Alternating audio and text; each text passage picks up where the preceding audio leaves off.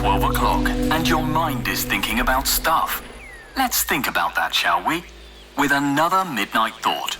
Hey, it's Maher, and I am super excited to finally be talking about something that, believe it or not, has been brewing since 2018. I will have you know that that I'm holding in my hand, these little talking points. By the way, I'm talking to my friend Schwabe, who's sitting in the studio right now. Say hi. Hi. Hello. So these notes that I've been kind of holding, I've been working on since 2017, 2018, kind of in the lead up towards Disney's release of Aladdin, the 2019 remake starring Will Smith as the Genie. And so right before we started talking about this, we were thinking about Disney, and you think that you like Disney. You'd like Disney? What do you think? I love Disney. Yeah, what's your favorite Disney movie? Probably Aladdin. Yeah. Why? It's because you're brown. Yeah, honestly, it was one of the first ones I saw. Because, brown family, watching. I didn't watch Hollywood growing up. Let me ask you this. Sorry to cut you off, but you watched, because you're a different generation than I am. Okay, we are a couple years apart.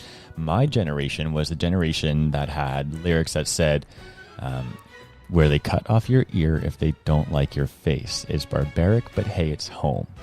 Are those the lyrics that you know? Yep. Or do you know where it's flat and immense and the heat is intense? The first one. The first one? Because I had it on VHS. Okay. So you still lucked out. Yeah. I had them all on VHS. I had Aladdin, Lion King, the Hercules one, and the Jungle Book on VHS. I love how you said the Hercules one. I think it was Hercules. Yeah? I thought it was like Mount Olympus or something like that. No. It was Hercules? Yeah. Sick. That's why we have you on the show, because you kind of almost know what you're thinking about. Yeah. So, I'm sorry. That doubt is just implanted. we're going to be talking about the 2019 remake with Will Smith in the role of a Genie. The movie's name is Aladdin. And right before we were starting to talk about this, you mentioned the word nostalgia. And the reason why I kind of started thinking about this, I have it in my notes here, that the reason why Disney is redoing their movies is because they're capitalizing on like a little nostalgic sweet spot. That's what I have written here. A nostalgic sweet spot in all of us. There's a generation, my generation, a little bit older than mine as well. We grew up watching Disney movies, so we know that those are the classics. And, half of us are starting to have kids right now, so we want our kids to do it. So there's this bit of nostalgia within us that when we play these movies to our kids, or when we share it with our cousins or something, we also enjoy it because we remember the story, we love the story, but, it's still a new adventure for us, right? Yeah. No, definitely. There's as much adults at the movie theaters when I went to go watch them as there was kids. And everybody's excited. Everybody. I have, you could get those little collectible action figures. Mm-hmm. So I have Aladdin, Abu, sorry. I've been watching a lot of Simpsons. Keep talking while I grab something. Also on Disney Plus. Jasmine and Raja.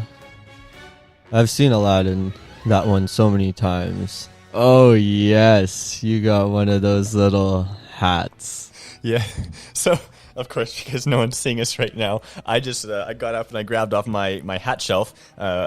It's called a fez. It's a little red cap that Aladdin wears. I brought this from Beirut when I went 2000-something years ago. Not 2000-something. I went in 2000-something a couple of years ago. So maybe I'll wear this while we're doing this because it feels very festive.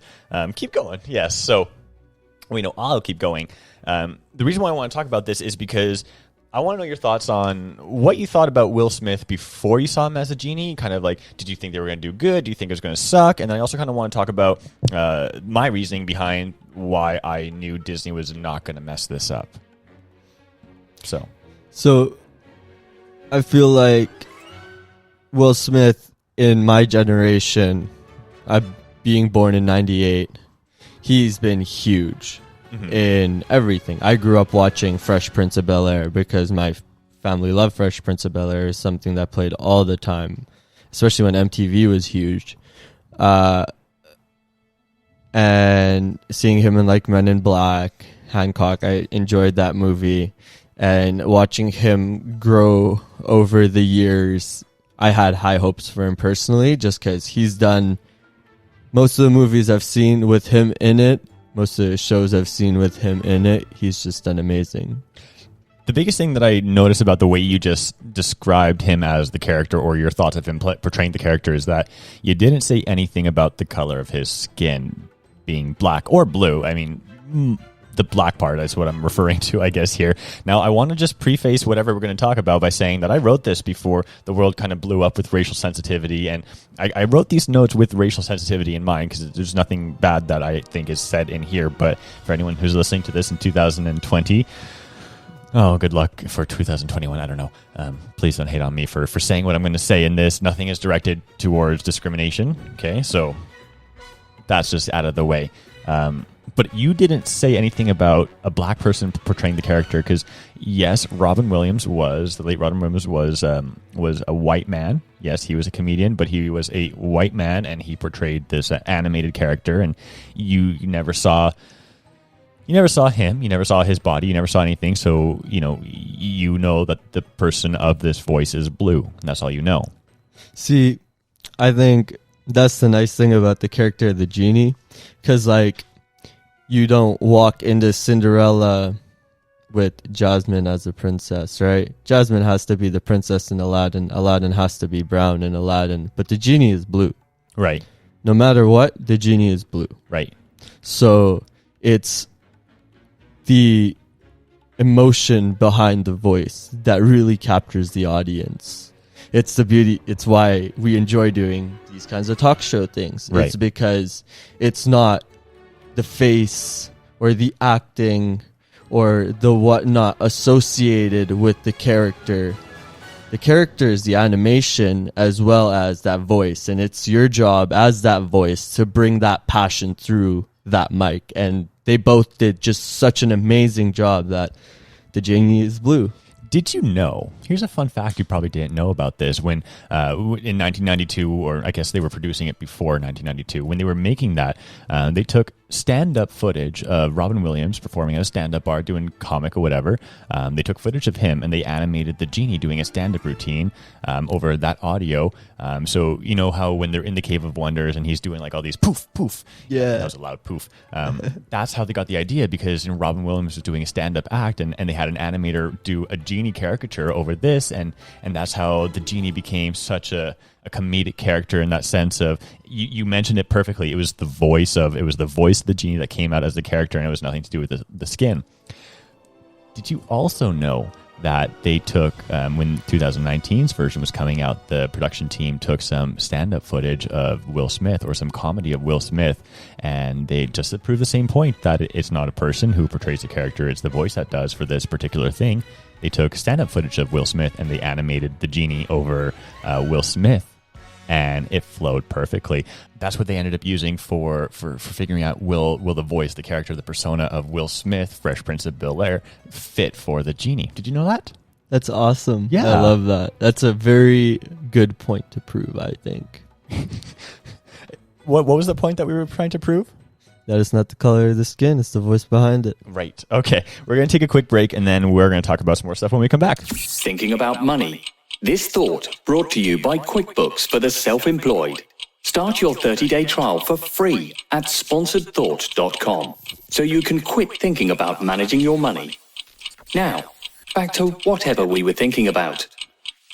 So welcome back. We were thinking about Aladdin and Will Smith, and kind of the racial stuff behind portrayal of the character, and we come to the conclusion that yes, indeed, it is okay for a black person to play a blue character, because it is, I guess, not the character's skin, it's the voice.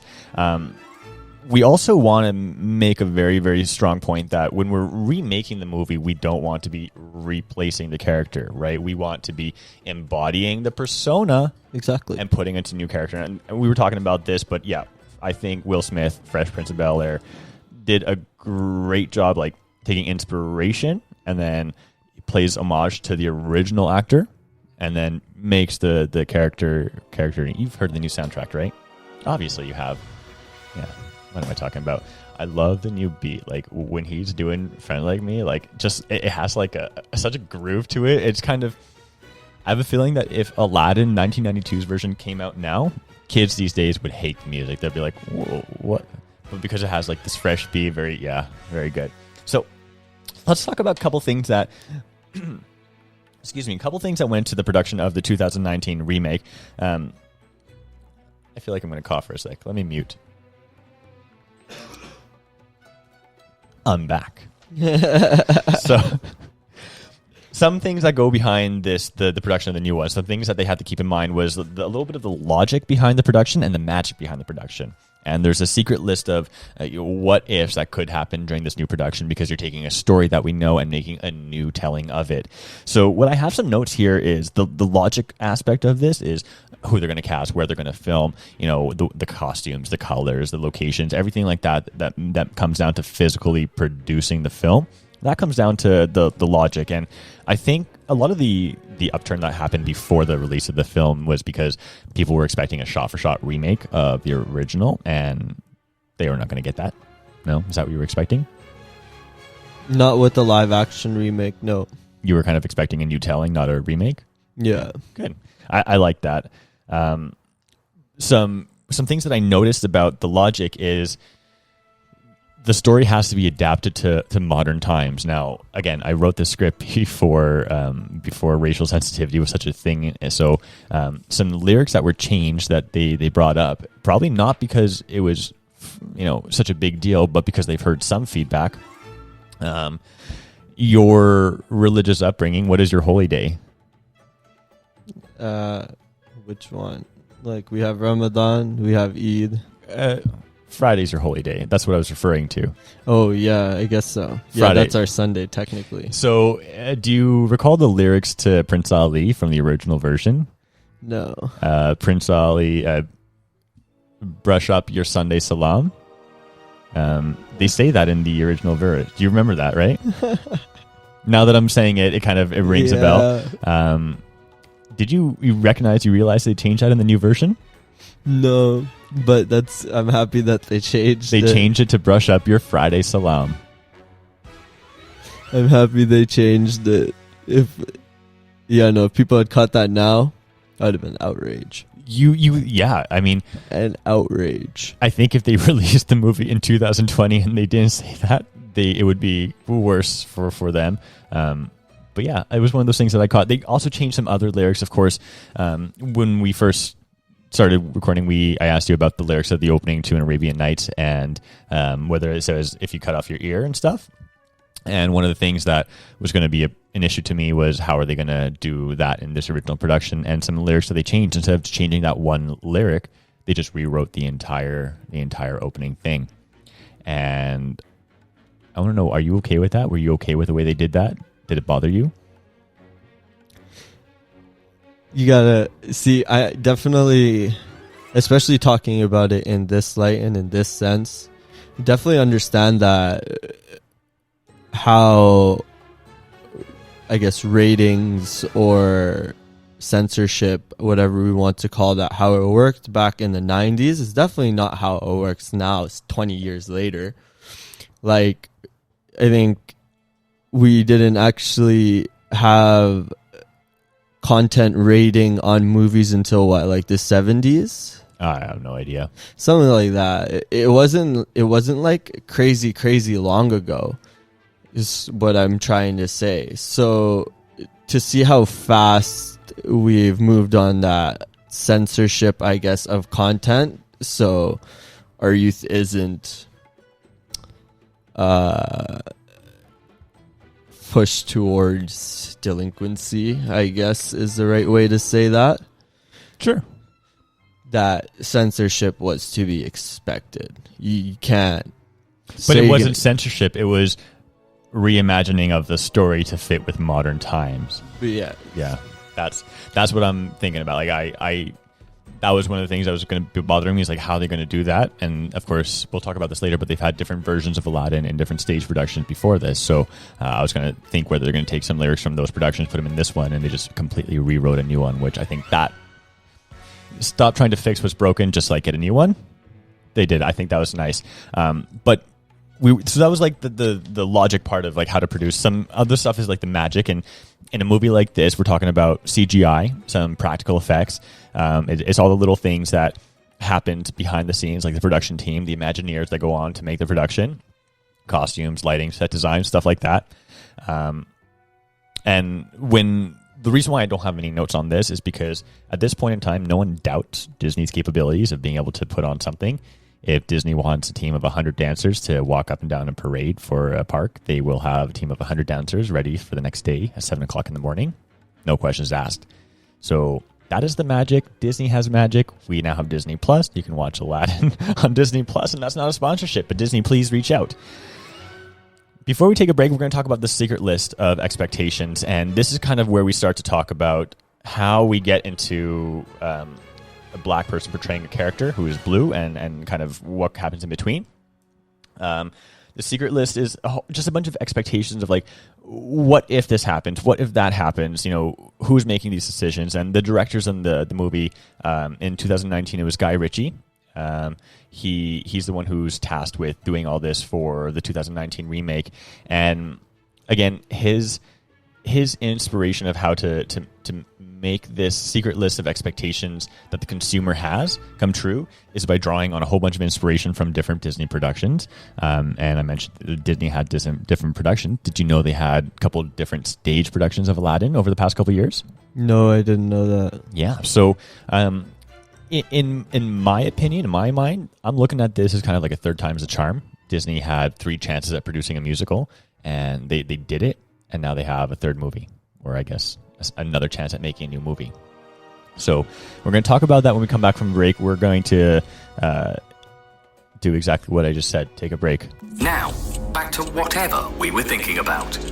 So, yes, before that break, we were talking about that secret list of expectations that the director has to fill for the consumer to like the production, and it's a third time's the charm. And we're going to talk now about the different productions of Aladdin that there's been. You didn't know there was different productions, did you? Did you know that at California Adventure Park, there's a 45-minute run-through of a stage show? No, I didn't know that. Yeah. So Disney has been able to take their properties, and they have this for everything else, like Frozen. They have it for like Toy Story. They have it for Cinderella. Every musical that they have like a short version for their stage productions at the parks. There's things on the cruises that they have. They have cruises, of course, and they have a stage in that cruise to produce a small show. So they have these assets, and I think, well, it's probably suspended due to COVID, but before COVID shut down the world, we had for I think 13 years or 12 years, Aladdin has been running on Disney cruises. So they've had fairly enough chance to figure out how they're going to pull off a Genie in a live interpretation. So the first thing that they look at is the first production they had was a man in a blue suit. Okay, that's what you think of when you see a man playing Genie, right? A man in a blue suit, right? Before the remake. Yeah. And for 13 years, it worked. But that fantastic show, by the way, let's give a quick shout out to Nick Santamaria, who is the actor who played the Genie in that show on California Adventures. While I was looking up some notes for this, he's credited with being what kept the show alive, because he was very upbeat with modern culture, doing what the Genie has to do, giving the voice to the Genie. So you're not looking at the blue face with a fake glue-on beard that sometimes falls off in bloopers, but you're hearing the voice of a Genie portraying the character. So that musical then went to Broadway. You know they have a Broadway. No, based on that facial expression, you didn't, but now you know that they do have a Broadway show. Broadway has a different expectation for how you put on a show. Have you ever seen a show on Broadway? No, I didn't think so. Sorry, I'm not cultured. That's okay. You're brown culture. That's enough culture for me.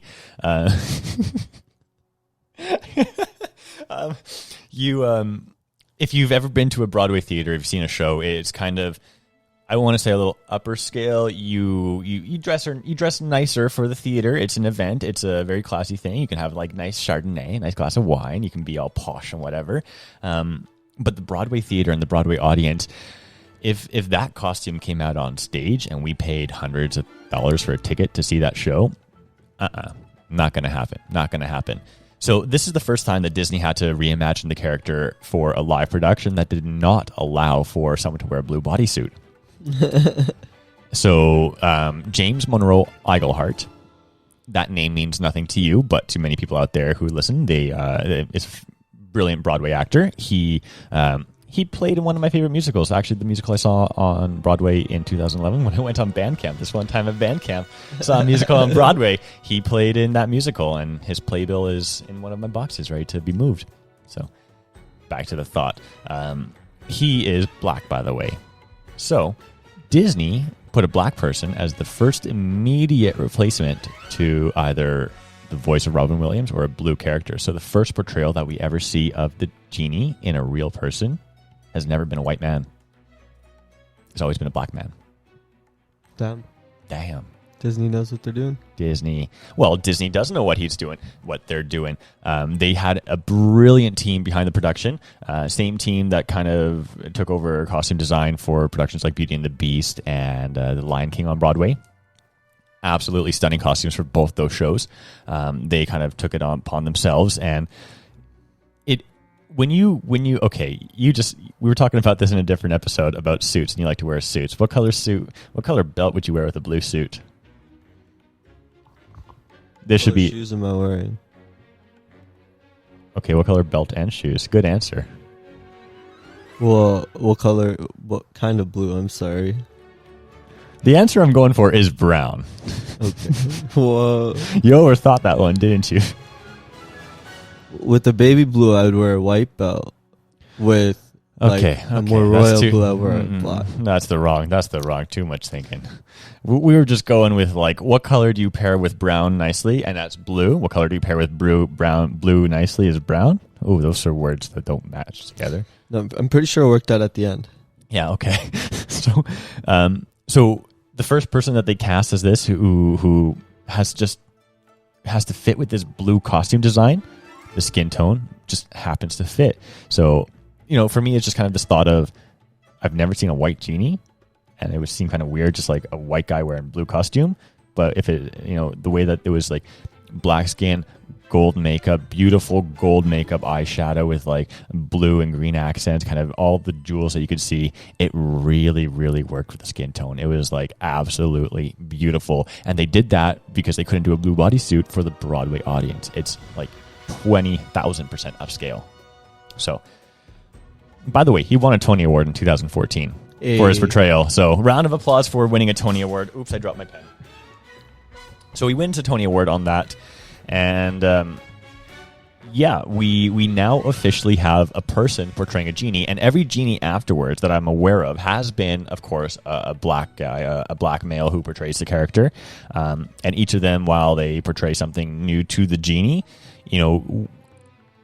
they don't all look the same, and they all have a little bit of individuality to their costume design and to their voice and their performance. And I've heard a couple different performances from their genies, and they have very subtle differences that make it their own, but it's still the genie, but it just works. I don't know where that thought was going. Let's take a quick break. Thinking about money? This thought brought to you by QuickBooks for the self-employed. Start your 30-day trial for free at sponsoredthought.com so you can quit thinking about managing your money. Now, back to whatever we were thinking about. So yes, we were talking about just Broadway's first production. We finally now have a genie who is a physical character, and how it worked perfectly. And might I just also add that the Broadway audience would never had questioned the racial implications of a character being cast. Right, I think you would agree that even though you don't know the industry that well, you would agree that diversity is there based on what you've seen. Same with like film. I mean, there's obviously discourse right now about casting the appropriate people within the appropriate roles, but I don't think there's ever been that much of a discrimination. So if a white character was cast to play that part, I'm sure he would have been as successful as possible. Even a woman. Fun fact, let's go on a side tangent for a sec. Did you know, okay, so in The Lion King, Rafiki, who's the baboon, he is a man in the animated film. He is a male character. In the Broadway version, is a female. Really? Really? Why would they change it then? Why? I'm so glad you asked. Thank you so much for being engaging. They actually changed it because in the culture of the African culture where the story is based, there's usually like a spiritual tribeswoman within, and I believe they're known as a Sangoma in that culture. So they're kind of like a spiritual medicine woman. And so rather than, personifying a monkey playing a person, what they did was they interpreted the personification of this mandrill who portrays the same spiritual essence in the film for the animals, but they related it and they personified it into a human character or a human-esque character who is portrayed as a female because that has a large significance within the culture. And just like the many different portrayals of that character, the different female actresses who have portrayed that character all do come from the native lands in which the show is based off of. And they all bring their individuality to the portrayal of that character in either the way the inflection they give in the performance and even their makeup, the mandrill design that they have painted. Each actress has a different design painted that represents her individuality on stage and follows the same spirit of the character, but is unique for her. Damn. Damn. They good. They did good. So, anyways, we're close to wrapping up this thought because we've kind of taken so many tangents, I think. But again, we're talking about why I didn't think that Disney was going to mess this up. Because again, I mentioned it was almost a third time's the charm. So when we see animated movies, that's time number one. Character, Blue Genie, great. Stage productions for like 12 years, time number 2. Broadway, time 2.5. Disney live action performance, time number 3. And it works super well. And I think one of the biggest things that came about when people were starting to hate on Will Smith for portraying the character, I don't actually think it was a racial thing. I don't think people were concerned that he was a black person playing the character. I think it was more concerned that the clips that we saw in the trailers, the previews, the whatever it is, Disney just showed us like blue Will Smith, right? So people were thinking it's going to be blue Will Smith throughout the entire thing, never taking on the human persona with the normal skin color. So what do you think of that? You're just like... I think we were a little quick to jump to conclusion there. A little distrusting of Disney in that aspect. Yep. Lion King came out first, didn't it? Ooh. Did it? I think it did. I think it did. Well, either way, Frozen 2, they did amazing, I would think. And people were really worried about how they were going to follow up Frozen 1. Mm-hmm. And if Lion King did come out before Aladdin, they did amazing with that. And they did amazing with Maleficent, in my personal opinion. So having that string of movies in, I guess, their holster... So you're just thinking about how they have just proven success over time, that you didn't think they were going to mess this one up. Yeah, I personally didn't think that, or I had a high hope that they wouldn't mess it up. And their track record, I guess, proved them right. Fair point, fair thought. I agree. Like I said, I thought they were going to do a great job. When I saw that clip of just the Blue Genie, I kind of suspended my beliefs for a second. I kind of gave into their thing, and I let them take over my mind, saying that, okay, sure, it's a Blue Genie. Let's see what happens. I'll give them the benefit of the doubt until now. I think they did a great job. I had one last thought that I just kind of like slipped my mind. Did you think the Blue Genie was creepy? No. No? No. Not at all? I thought he was a little weird. Like, especially the Robin Williams one. When he first comes out. He's like, "Wah!" I mean the blue version of Will Smith. That's what I meant. Oh, no. You didn't think seeing blue Will Smith was different? No. We've seen him in so many things. So many things. Like, he's literally worn regs and he's worn Fair. suits on suits. So, I think it was just kind of getting into the character, you know? I agree. Very fresh prince. It's funny, he played a prince. Now he's a genie making a prince. right? There's something else called the Kingmaker in animes. I don't know what that is. I love watching animes too.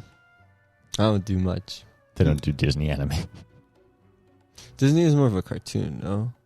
Anime is more like Japanese. What? Do you have anything to say on Aladdin? This is it. I mean, that's all the notes I have. We kind of ran the gamut. My thoughts were just about like I didn't think they were going to mess it up, and they didn't. And here's my proof why: because they've tried and trusted, and they knew how to portray a character. Well, I guess staying on the topic of just Disney in general, do you have a top 5? Top 5 Disney movies? Yeah. Aladdin is number 1. I said that. Lion King is number 2. We're not limiting this just to like our classics, are we? We're talking about all Disney's now.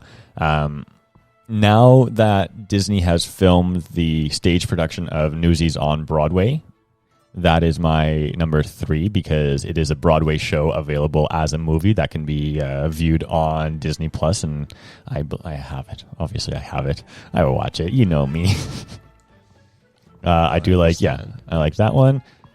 And I do enjoy The Lion King 1.5. The Lion King 1.5 is absolutely there. And number 5, I don't know. That's enough of this thought for now. If you think you want to think about this thought some more, visit heyitsmahair.com for everything else this kid gets up to.